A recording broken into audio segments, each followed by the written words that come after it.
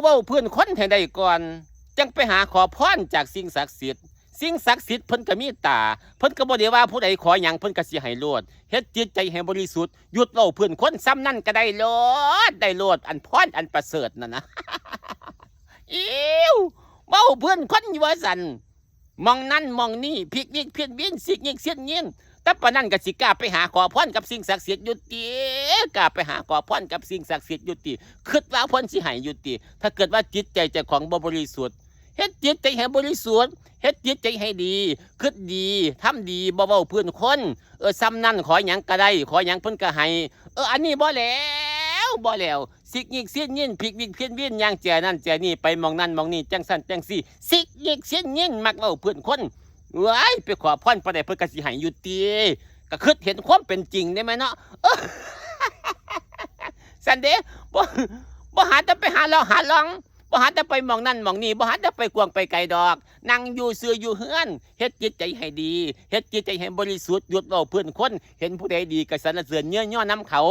เห็นผู้ใดเว้าอีหยังก็ตามเขาเห็นผู้ใดบ่ดีบ่ถูกอกถูกใจก็บ่เป็นหยังปล่อยเขาไปคิดดีทำดีจิตประเสริฐผู้ใดเลิศผู้ใดดีก็ว่าเขาดีซ้ำนั้นจิตใจก็บริสุทธิ์จิตใจก็ดีจิตใจก็งามเว้าหยังขึ้นก็แม่นขอหยังไปก็ได้ย่อมือสาธุอยู่เฮือนซ้ำนั้นก็ได้แล้วบ่ต้องไปไกลบ่ต้องไปมองนั่นมองนี่บ่ต้องไปพลิกวิกผิดวินสรรเสริญเงื่อนย่อเสริญขึ้นจังสันจังสีบ่ต้องไปหาเลาะไก่ปานนั้นก็ได้คือเก่าขอพรอยู่เฮือนก็ได้คือเก่าถ้าเกิดว่าจิตใจเฮานั้นดีจิตใจเฮาบริสุทธิ์จิตใจเฮาบ่ได้คิดว่าผู้อื่นเป็นจังซั่นจังซี่จิตใจเฮาบ่ได้คิดเบียดเบียนผู้อื่นจิตใจดีจิตใจงามบ่เว้าเพื่อนคนซ้ำนั้นนั่งอยู่ซื้ออยู่เฮือนขอพรก็ได้แล้วหรือว่าอยากไปก็ได้ไปขอพรใส่ไปมองนั่นมองนี่พลิกวิกผิดวินมักจังไหนก็ไปจังซั่นมักมองได้ก็ไปจังซั่นก็ไปขอพรใส่ก็ได้คือเก่าถ้าเกิดว่าจิตบริสุทธิ์จิตดีบ่คิดหลายต่อไผ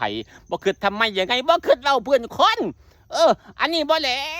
วคิดแต่เว้าเพื่อนคนคิดแต่อยากว่าเขาแต่ละมื้อแต่ละเว้นปากเพิ่นห